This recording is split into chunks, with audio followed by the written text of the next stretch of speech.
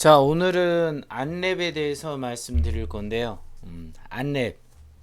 뭐 때문에 요새 유명한지도 잘 알고 계시죠? 안철수 테마주기도 합니다. 그런데 원래 뭐 테마주이기 이전에 안랩을 모르는 사람은 아무도 없을 겁니다. 그쵸? 그래서 이 종목의 특징을 보면은요. 이렇게 차트의 봉이 깁니다. 상승할 때 이런 식으로 수익을 먹을 수 있습니다. 실제적으로. 그런데 바꿔 얘기하면 내가 거래량이 터지는 이런 고점에서 사게 되면 이런 식으로도 두들겨 맞을 수 있습니다. 자, 지금 최근에 갭 상승을 했다가 이렇게 떨고 먹었다는 건 강력한 소재가 있을 겁니다. 정치적인 이유니까 그 부분은 생략할게요. 뻔할 뻔짜로 아마 뉴스에도 그거를 이제 이슈화 해가지고 결국은 사람들이 시가에 샀다가 이렇게 다 떨궈 먹는 구조로 갔다는 건 작전을 펼쳤다고 볼 수 있는 거죠. 그렇죠? 작전을 펼쳐서 이렇게 아래로 정확하게 제가 항상 애지중지하는 241선 아래로 그냥 떨궈 버립니다. 그럼 다음 행보는 어떻게 될까요? 241선으로 올라가는 척하다가 다시 또 떨굴 수 있다는 겁니다. 아시겠죠? 자, 근데 이 주식은요, 항상 보면 어떤 흐름이었냐면, 이거를 좀 길게 보세요. 자, 확대를 해가지고 보시면은요, 수많은 이평선이 이래 존재해요. 그쵸? 한 4000일 땡겨 볼게요. 자, 4000일 땡기면 어떤 흐름인지 아시겠죠? 차트가 되게 높게 솟구쳤다가, 보이시죠? 이런 식으로 다시 떨궈 먹는 건 일도 아닙니다. 보이시죠? 자, 그래서 여러분들이 이런 주식을 접할 땐 어떤 식으로 해야 되느냐? 반드시 이 아래에서 사야 됩니다. 이 아래에서 사야 되고, 다시 이 아래에서 사야 되고, 이 아래에서 사야 됩니다. 그럼 이 아래 사야 되는 기준은 뭘까요? 이 기준은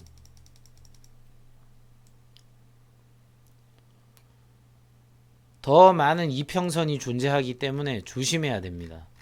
자, 이렇게 이평선 1년선이 이렇게 위에 있을 때는 정배열이니까 이 부분에 대해 가지고는 아래까지 내려올 때 어떻게 되나요? 여기까지 닿죠. 근데 닿았는데 이 선이 결국 뭐가 되죠? 얘의 흐름이 결국 보면 2400일선. 2400일선이란 건 뭐죠? 10년선입니다. 10년선 아래에 있었고 이때는 보세요. 1년선이 완전 아래로 가서 역배열이죠. 역배열이 됐을 때 주가가 요만큼 튀어 올랐지만 아래로 내려왔을 땐 얼만큼입니까? 요만큼 보이시죠? 요럴 때 사야 된다는 걸 내포하는 겁니다. 보이시죠? 그리고 역사적인 팬데믹이 발생했던 코로나 팬데믹으로 떨어졌던 요때는 말도 못할 가격이 왔었죠. 그쵸? 그럼 이건 어떻게 되나요? 이때 샀었으면 대박이었다는 거죠. 그쵸? 이때 사서 얼마든지 수익을 볼 수 있었던 주식. 자, 이 아래서 대충 사서 팔아도 149% 수익입니다. 보이시죠? 제가 말하는 거는 결과론적인 얘기긴 한데 이 결과론적인 얘기가 왜 중요한지는 이제 제 방송을 많이 보신 분들은 알 겁니다. 왜 그렇느냐? 이 결과론적 얘기에 아무도 귀담아 듣지 않기 때문에 하는 얘기입니다. 왜 그렇느냐? 탐욕하고 공포 때문이죠. 이렇게 아래로 떨어질 때 누가 좋은지 몰라요? 못 사요, 근데. 내 마음이 살 수 없게 만듭니다. 그쵸? 하지만 이때가 기회라는 거죠. 자, 또 언제가 기회가 될까요? 요거 이제 흐름으로 보시면 최근의 흐름은 어떤 흐름인지 아시겠죠? 1년선이 이 위에 있을 뿐입니다. 그럼 과거의 데이터에 의해서 생각해 보면 어떻게 되나요? 아, 이 아래쪽으로 올 때 사면은 정말 안전마진이 될 수도 있겠네. 어쩌면 하는 생각을 할 수 있다는 거죠. 그쵸? 여기 보시면 어떻게 되나요? 1921선도 있고 이 빨간색은 뭐지? 빨간색은 2161선 보이시죠? 그럼 9년선이고 얘는 10년선이잖아요. 그쵸? 9년선이 10년선에서만 사면 안전하겠죠? 그럼 앞으로도 좀 더 빠져야겠네요. 그쵸? 6만원대까지 올 때까지 차분하게 기다리면 다시 기회는 온다. 근데 저는 역으로 말하고 싶은 게 1년선이 여기 있으면 요만큼 수익 보면 얼마인가요? 18%예요. 이거 먹으려고 들어간다는 게 위험하다는 거 아시겠죠? 물론 얘기할 겁니다. 이렇게 피리침을 꽂으니까 여기서 샀다가 저렇게 튀어 오를 때 다시 팔면 되지 않을까? 예, 맞아요. 장기적으로 길게 갈 때 그렇게 해도 돼요. 근데 이 아래서 해봤자 여기까지 오면 몇이에요? 12만 8천 원 정도 되는데 111%가 끝입니다. 그러면은 왜 굳이 이 주식을 사냐고 저는 반문하는 거죠. 왜 사야 되죠? 피레침이 이렇게 반복이 자주 될까요?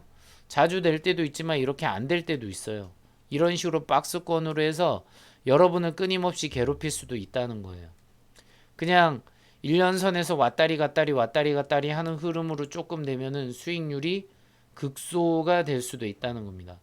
그러면 대체 왜 이 주식은 이렇게 피레를 그리면서도 또 아래로 내려가고 이렇게 했는데 아직도 가격이 높냐? 자, 그럼 좀 더 이제 확대해서 보시죠. 자, 500일선으로 보시면 어떻게 되나요? 이 주식이 튀어 오를 때가 있죠. 언제부터 튀어 올랐나요? 코로나 팬데믹을 근거로 해서 이 위로 이렇게 갔죠. 근데 이제 일봉으로 보시기 힘들면 주봉으로 한번 보세요. 주봉으로 보시기 힘들면 자, 월봉으로 보세요. 자, 보이시죠? 월봉으로 보면 어떤 흐름인가요? 아, 2008년도 이때 샀었으면 대박이었네. 예, 맞아요. 월봉으로 보니까 더 잘 보이잖아요. 연봉으로 보세요. 더 크게 보일 겁니다. 언제 그렇게 튀어오르고 거래량이 정말 많았죠? 사실 거래량이 정말 많았을 때는 2010년과 2011, 2012년 이때 엄청 많았어요. 자, 이걸 일봉적이라고 생각해봐요. 일봉이라고 보고 종목을 한번 파악해보세요. 거래량이 엄청 많이 올랐어. 그쵸? 그래서 여기까지 하고 꼬리가 이래 나오고 여기서 종료했는데 다음날 돼가지고 갭을 띄웠다가 올라가는 척 하다가 다시 꺾어 먹어서 내려간 거잖아요. 그쵸? 그럼 이건 어떻게 해석할 수 있죠? 아, 강력한 매도세로 여기까지 떨궈 버렸네. 그 다음에 어떻게 됐죠? 다시 올렸다가 또 내리고 이게 반복되고 특히 얘는 장난 아니죠. 이때 보세요. 2016년 봉, 2017년 봉인가요? 이때 보면은 꼬리가 여기서부터 여기까지 아래로 가는 거 보이시죠? 그쵸? 이런 식이 된다는 거예요. 여러분들이 지금 연봉적 흐름으로 보면은요, 이 주식이 어떤 식으로 지금 장난질을 하는지가 보인다는 거죠. 이거를 한 종목의 일봉이라고 한번 파악해 보세요. 어떤 식인지. 지금 과연 여기가 지금 어떤 상황인지 보세요.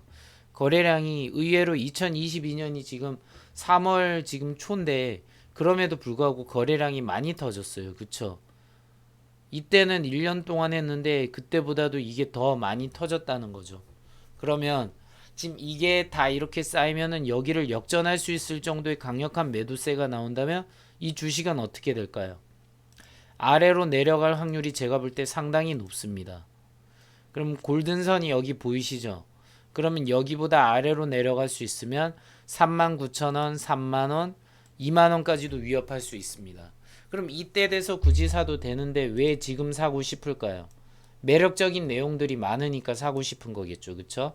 일봉으로 오시면 사고 싶은 유혹이 많잖아요. 근데 이 유혹을 이겨내야지만 수익이 발생한다고 저는 얘기하는 겁니다.